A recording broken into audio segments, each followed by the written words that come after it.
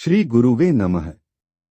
मित्रों, आज हम इस वीडियो में कुंडलिनी शक्ति के विषय में बात करेंगे। मंत्र रहस्य क्या है? कुंडलिनी साधना से ऐसी कोई चमत्कारिक शक्ति नहीं मिलेगी कि आप खड़े खड़े गायब हो जाएं।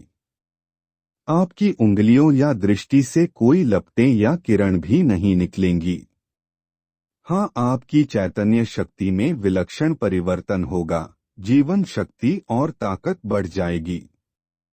सम्मोहन, दिव्य दृष्टि, अंतर्ज्ञान, अंतर्दृष्टि तीव्रतम होती चली जाएगी। शारीरिक ऊर्जा में वृद्धि होगी, भविष्य दर्शन होगा, भविष्यवाणियां फलित होंगी। कुंडलिनी साधना जितनी सरल है उतनी ही सहजयोग में दुष्कर साधना समझा जाता है। वस्तुत सबसे अधिक परिश्रम मूलाधार पर करना होता है। इसके फव्वारे को तीव्र कर लेना या कथित सर्प के फण को उठा देना कठिन नहीं है। वास्तविक कठिनाई इस फण को ऊपर के स्वाधिष्ठान के नाभिक तक ले जाना है। यह ऋणात्मक ऊर्जा है और इसका प्रवाह सबसे तीव्र होता है, क्योंकि यह ऊर्जा परिपथ के ऋण बिंदु से उत्पन्न होती है। सर्वाधिक कठिनाई इसे नीचे की ओर क्षरित या पतित होने से रोकने में है। यहाँ के शिवलिंग से उत्पन्न होने वाली ऊर्जा महिषासुर है। इससे अंधी तीव्रता है। काम, क्रोध, कर्कशता, निर्माता, क्रूरता, मर्यादाहीन, उच्छृंखलता इसका गुण है।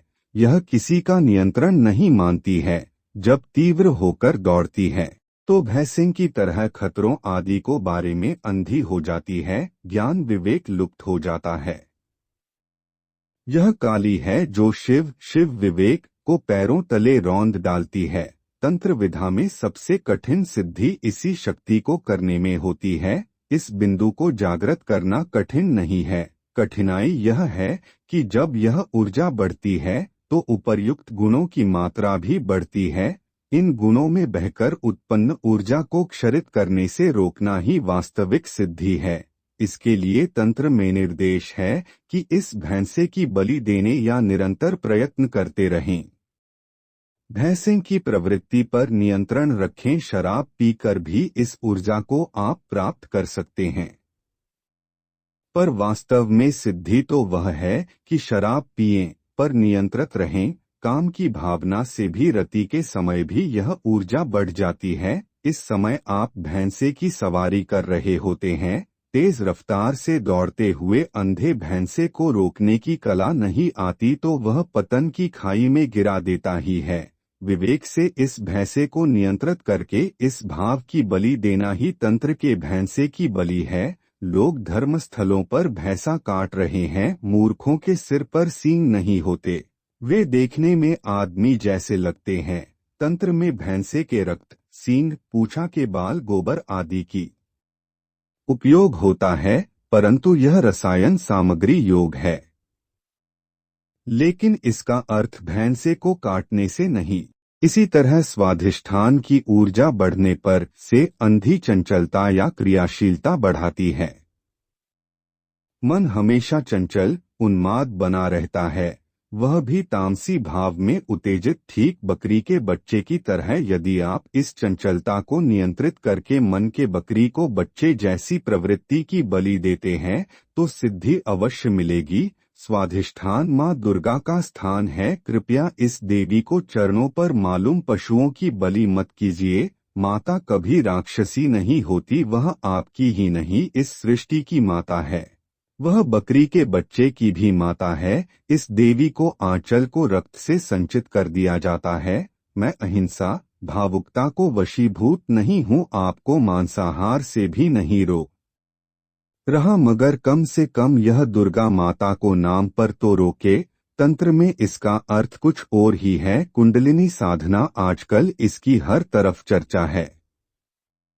इस चर्चा का लाभ अनेक तथाकथित अवतार आदि उठा रहे हैं। इनका दावेडी वी फोन पर फोटो पर शक्तिपात करके एवं कुछ तो दावा करते हैं। ये 2 घंटे में कुंडलिनी जागृत कर देते हैं। ऐसे विज्ञापन टीवी आदि संचार माध्यम में देखने को मिलते रहते हैं।